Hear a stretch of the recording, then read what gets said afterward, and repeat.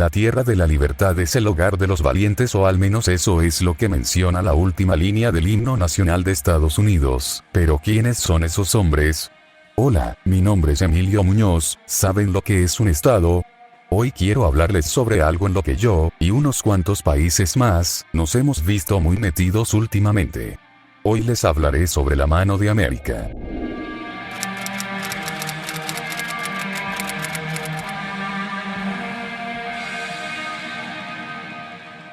Lo que están escuchando de fondo es una interpretación de la bandera de estrellas centelleantes, el himno estadounidense, distorsionado y tocado con guitarras en lugar de los instrumentos habituales. Lo que normalmente se toma como una ofensa, en el contexto militar significa un grito de ayuda. Los símbolos patrios distorsionados y la bandera de cabeza es un símbolo para pedir rescate. Lo sea posible, o no. Pero esto no es algo nuevo, se ha visto en videojuegos como el juego de los crímenes de guerra, o en interpretaciones en vivo, como lo ha hecho Green Day a manera de protesta.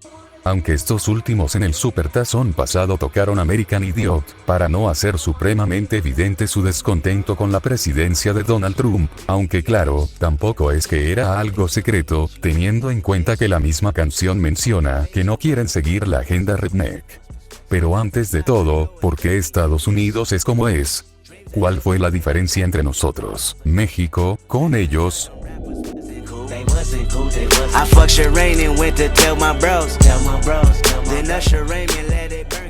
¿De casualidad han visto a los hijos de Eugenio Derbez? Esos mismos que tienen la maldición de parecerse a su papá, independiente de su madre o el género. Curiosamente, lo primero que parte una franja entre los Estados Unidos con nosotros, es su padre. Aunque la tierra antes haya sido la misma, aunque las culturas hayan estado esparcidas por toda América con visiones similares del mundo, no tenemos el mismo padre. Estados Unidos tuvo a los británicos, mientras que nosotros tuvimos a los españoles.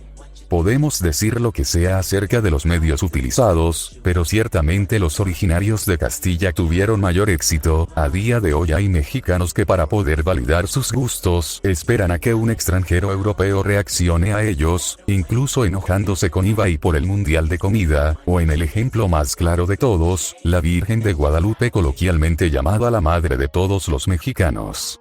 La mezcla de culturas fue evidente y clara, se construyó un imperio sobre las bases del que ya existía, buscando extraer riqueza y eventualmente insertando a los indígenas al sistema de castas, para posicionarse en la punta de la pirámide.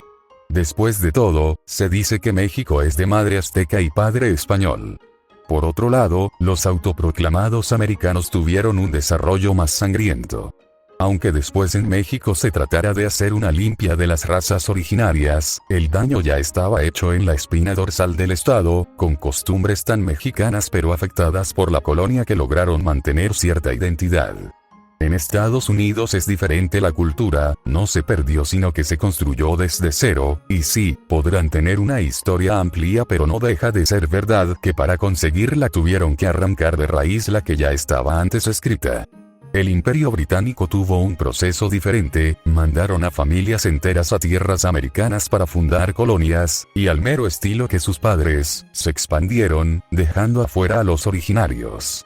Ellos no encontraron grandes imperios, formaron los propios y se extendieron hasta que tuvieron conflictos con los pueblos originarios, entrando en guerra con ellos y utilizando mayor poder militar para acabarlos, rematando con las enfermedades traídas de Europa. Pareciera lo mismo que España, pero ellos sí encontraron un imperio enorme que, aún con pólvora, los iban a superar, aliándose con los tlaxcaltecas. Los británicos primero se expandieron y luego atacaron. ¿Pero en qué demonios terminó esto? Bueno, los británicos eran expansionistas que tomaban elementos de otras culturas para la creación de la propia, con un fuerte sentido de respeto a la autoridad máxima y un nacionalismo que partía de la creencia de ser la potencia más fuerte.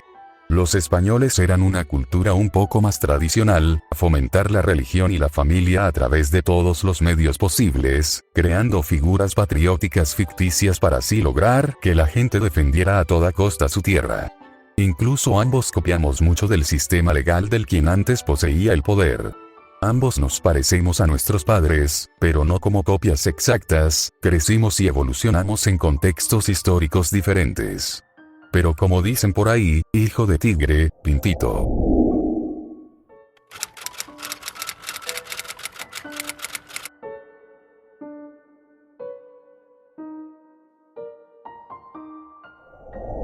En su llegada, los ingleses tenían un propósito distinto a los españoles, venían con ideologías diferentes, unos eran fuertemente católicos mientras los otros eran anglicanos. Esto no solo afectó en la forma en cómo se relacionaron posteriormente con ellos, sino de manera temprana. Los ingleses vieron a una población pequeña y esparcida, pero ellos venían con familias enteras, ya tenían una idea de lo que iban a hacer, por lo que al llegar simplemente se asentaron para formar sus propias colonias, no creían que fueran humanos, haciendo que no se tomaran ninguna molestia en saber cómo iban a afrontar el tema de que ya existía alguien habitando esa tierra. La iban a invadir. Los españoles por otro lado tampoco pensaban que éramos tan humanos, pero aun cuando nos consideraban bestias, los católicos tenían la creencia de que se podían evangelizar, bajo pensamientos como con la música se amansa las bestias, o mimetizando su religión con la nuestra. Y, no solo eso, la llegada de Colón a América fue, curiosa, llegaron después de mucho tiempo en una pequeña tripulación sin mujeres, después de haberse perdido por semanas en alta mar. En tiempos de guerra cualquier hoyo es trinchera. El sistema de castas no solo sucedió por un deseo, sino que aparte, creían que se podía mejorar la raza, cosa que terminó en la extensa lista que conocemos, junto a palabras de uso popular que perdieron su significado con el tiempo. Pero no solo eso, sino que, superados en número, nos tenían que conquistar de otras maneras. Ambos se enfrentaban a un problema, una población que no podían vencer, los ingleses por haber llegado muy tarde a tratar de someterlos, y los españoles habiéndolo intentado a tiempo, pero con una población enorme. La respuesta llegó tan rápido como fue necesario. Si no puedes contra ellos, extermínalos, por parte de los ingleses. Si no puedes contra ellos, úneteles, por parte de los españoles. Estas soluciones llevaron a un problema nuevo, sobre todo cuando ya México era México y Estados Unidos era Estados Unidos. México, padeciendo de una espina dorsal indígena, trató de hacerse un lavado de cara que no le sirvió. Primero se unieron los españoles a los aztecas para formar un estado. Claro, de una forma parasitaria. Cuando la mezcla ya estaba completamente hecha, matar a los que eran diferentes a ti solo hacía que tu gente se te saliera del huacal. La independencia fue un producto del maltrato que se les daban a las otras castas y que los criollos entendieran bien que el pueblo estaría de su lado si pensaban que eran parte de. Pero, ¿qué pasó con los ingleses? Bueno, tan complejo como fue su primer plan de llegada, tan fácil como llegaron los problemas con su triunfo. Ellos no tenían una cultura a la cual responder, ni mucho menos un pueblo con una identidad, así que había que formar una. Dominada la tierra y con un crecimiento económico gracias a los recursos que población originarias no habían explotado, llegó la hora de abrir los brazos para que todos los extranjeros vengan a cumplir con el sueño americano. Términos como italoamericano, afroamericano y otros eran una sutil manera de meterlo en la conciencia, eran lo que habían sido, pero americanos en lo que se convirtieron. Dejaban que muchas otras culturas sentaran cabeza, así podían diluirlas y entre todas formar una propia. Cosa que de hecho afectó mucho a estas poblaciones. Si no me creen, volteen a ver a los no-sabo kids, mexicanos de tercera o cuarta generación, que perdieron el idioma y la cultura de México. El racismo de los blancos los atacó por igual, sus raíces eran borradas mientras cumplían el sueño americano. De hecho, si volteamos a ver a la cultura negra y a la cultura latina nos daremos cuenta de un detalle pequeño, pero sumamente profundo: somos muy similares. No lo digo físicamente. En actitud, el sentimiento familiar, ausencia de padres, la manera en la que reaccionamos, que seamos más escandalosos o demostremos emociones más fuertes, incluso en ocasiones que vivan en barrios marginados. Todo esto no es inherentemente bueno o malo, pero venimos de zonas totalmente distintas con contextos históricos diferentes. Primero, Estados Unidos usaba lo que quería usar para su cultura, y luego era directamente racista con ellos, oprimiéndolos de la misma manera por igual, lo que resultó en este curioso fenómeno. No sé si lo sepan, pero en varias ocasiones, gente del país original contra las mezclas americanas acusan a sus versiones gringas que poco o nada queda de ellos. Esto es a lo que iba con los no sabo kids. También sucede con los africanos y los afroamericanos. En México, y en muchas otras partes de Latinoamérica el racismo era sutil, pero usado como herramienta cultural, en chistes, dichos, anuncios o en los modos en los que te trataban, de igual a igual si eras moreno, pero viéndote hacia arriba si eras blanco.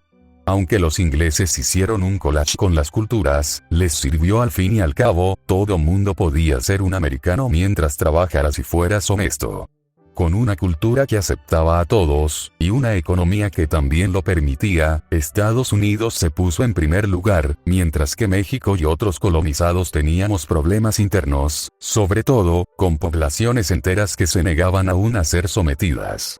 Estados Unidos logró someter a los que debía a tiempo, a cambio de aceptar después a quien sea con tal de formar esa identidad que a día de hoy están perdiendo. El país de la libertad, el sueño americano, ser la mano de América.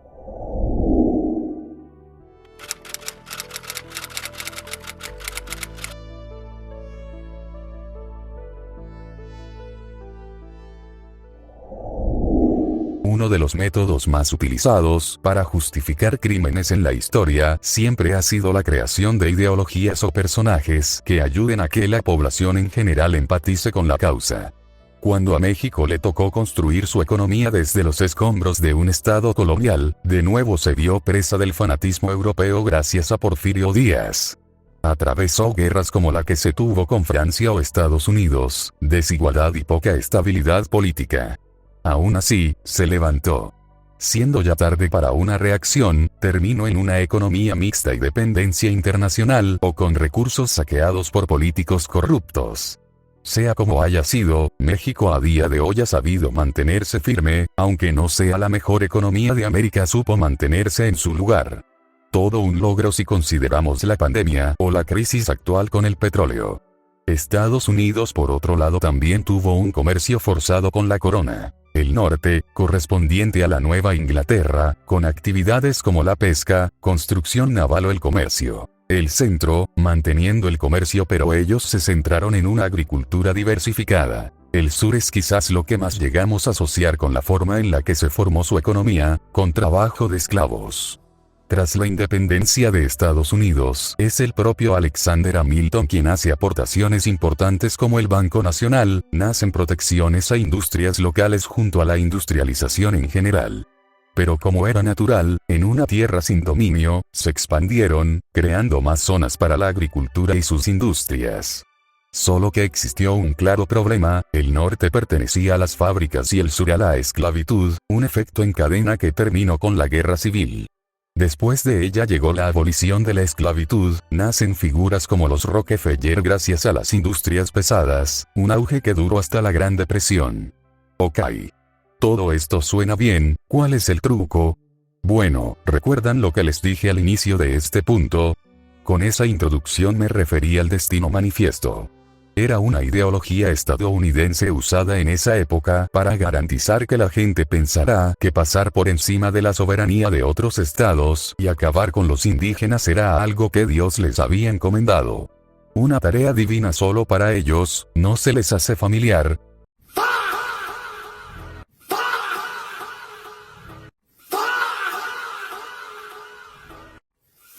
Aunque después se hayan quedado en un solo territorio, aunque la guerra sea un beneficio para ellos por el saqueo de recursos, aún nos falta algo. Hablar sobre la prohibición de la esclavitud es ciertamente correcto, ¿no? Hablar sobre el derecho de los trabajadores y que deberían ser iguales al burgués es comunista, quizás tengan razón.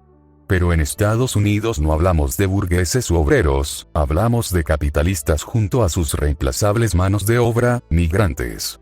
Gente que vino de otros países sacrificando sus vidas, dejando todo atrás, llegando a una tierra en la que se les prometían los brazos abiertos, solo para descubrir que eran delegados a las tareas que la gente consideraba poco honrosas, y aún con el desprecio que se les tenía, incluso estando amenazados a trabajar si no querían que se les quitaran los papeles o ser deportados, se quedaron. Gente que construyó los cimientos de un país completo, luchando en sus guerras como carne de cañón, ahora siendo expulsados porque supuestamente les quitan los trabajos a los pobrecitos estadounidenses.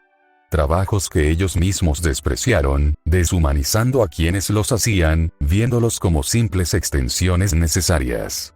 Trabajos que ellos mismos no toman y los que lo llegan a hacer no saben cómo llevarlos a cabo. Todo por un color de piel y una cultura que ya no quieren ver en su casa. Misma que ellos tomaron por la fuerza de los dueños. Estados Unidos dejó que otros construyeran los pilares de su sociedad, pero al igual que España no se dio cuenta que habían echado raíces hasta la médula. Ahora quieren expulsar a quienes representan ellos consideran innecesarios. Pero habiendo tirado los pilares, el techo se vendrá abajo. ¿Saben algo? Casi todos los imperios caen por propia mano, terminan albergando a más gente de la que puedan controlar, su economía crece pero no tanto como su pueblo, lo que fragmenta su estructura hasta su eventual caída. Todo lo que está pasando con Estados Unidos puede ser el inicio de esa fragmentación, o un buen momento para que se le ponga un alto, da igual el gobierno que venga, con tal de que retome todas las relaciones diplomáticas que el actual está destruyendo. Estados Unidos, quien en algún momento fue la mano de América, ahora utiliza ese mismo poder para jalar los hilos que pueda y así mantener su estado como potencia, pero terminará cayendo. Todos caen. Si te gustó el video compártelo y dale like, comenta si crees que algo me hizo falta de mencionar y suscríbete. Mi nombre es Emilio Muñoz, y esta fue La Mano de América.